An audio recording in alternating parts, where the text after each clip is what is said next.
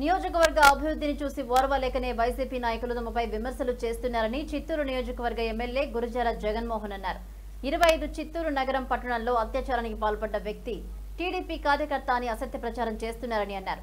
వాస్తవానికి ఆ వ్యక్తి వైకాపా పార్టీలో గత 5 సంవత్సరాలుగా ఉంటూ చిత్తూరు నియోజకవర్గ వైసీపీ ఇన్ఛార్జ్ విజయానందరెడ్డితో పలు కార్యక్రమాల్లో పాల్గొన్న సన్నివేశాలు సోషల్ మీడియాలో చక్కర్లు కొడుతున్నాయన్నారు.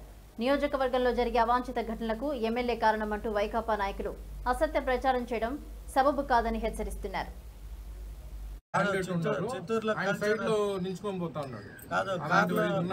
బ్యారికేడ్లలో నిలబడే అలవాటు చిత్తూరులో ఎవరికి ఉంది నాకు తెలీదు.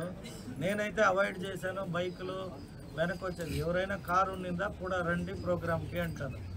కార్లకు ఏలాడుతూ ఏదైనా జరిగింది వారి కుటుంబ సభ్యులు ఏమవుతారని ఒకే రీజన్కి చూడండి. ఇదేమి కాదు. ఇక్కడ ఈ ఓపెనింగ్ వచ్చి మాంగళ్య షోరూమ్ ఓపెనింగ్ రోజు నుండి అతనితో కూడా ఉన్న వ్యక్తులు, వారి పార్టీలో ఉన్న వ్యక్తులు అంటే ఈరోజు మీకు సంబంధం లేకుండా పొడుస్తుందా? ఈ వీడియో నేను తీసిందా? కారులో కూర్చొని ఎవరు స్మైల్ ఇస్తూ ఉండేది? ఆ కారుకి ఎలాడుతూ ఉన్న వ్యక్తి ఎవరు? ఈ వీడియోలు మీరు నెట్లో కొడితే మీకే వస్తుంది. మీ ఫుల్గా ఉన్నాయి.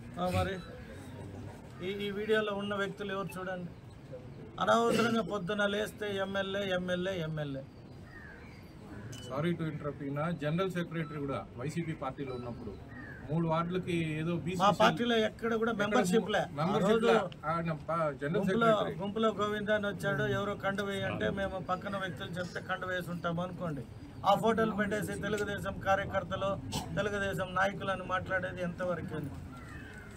ఇప్పుడు అమ్మాయి కుటుంబం ఎస్పీ గారిని, డిఎస్పీ గారిని కలిసి ఖచ్చితంగా ప్రభుత్వంలో మేము ఏమేమి తీసుకోవాలో యాక్షన్తో పాటు వారి కుటుంబానికి న్యాయం కూడా చేస్తాం.